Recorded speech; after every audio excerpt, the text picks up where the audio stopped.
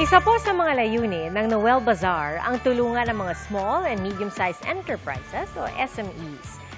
Kaya po sa mga balak mag-Christmas shopping this weekend, pwede po kayong pumunta sa World Trade Center sa Pasay City. May panregalo ka na, nakatulong ka pa. Saksi si Katrina Son.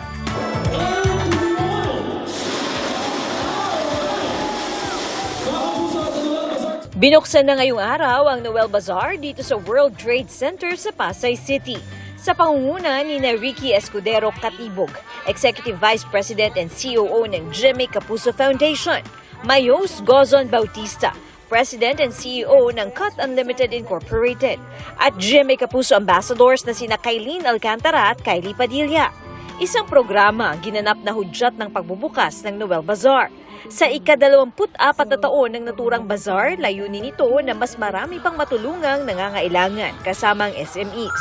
Dahil ang Noel Bazaar primarily, it's a benefit event for worthy foundations or NGOs like GMA Kapuso Foundation, Inquire Foundation, at marami pang iba.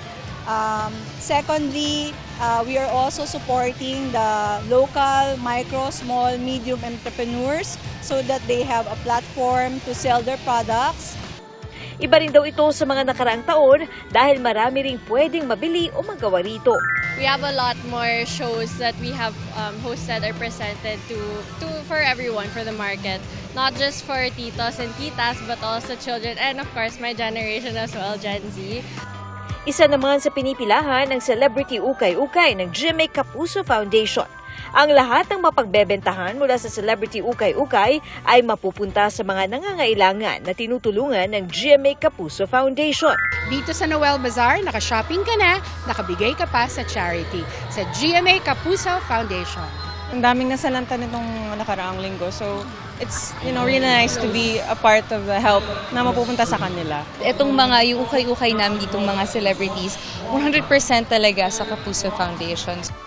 At para naman sa mga nag-early Christmas shopping, maraming mapagpipilian rito mula pagkain, damit at maging African crafts. Bukas naman ito Lunes hanggang Huwebes mula 11 a.m. hanggang 9 p.m. at mula naman 10 a.m. hanggang 9 p.m. mula Biyernes hanggang Linggo. Magtatagal ang Noel Bazaar dito sa World Trade Center hanggang December 1, 2024. Para sa GMA Integrated News, Katrina Son, ang inyong saksi. Mga kapuso, maging una sa saksi.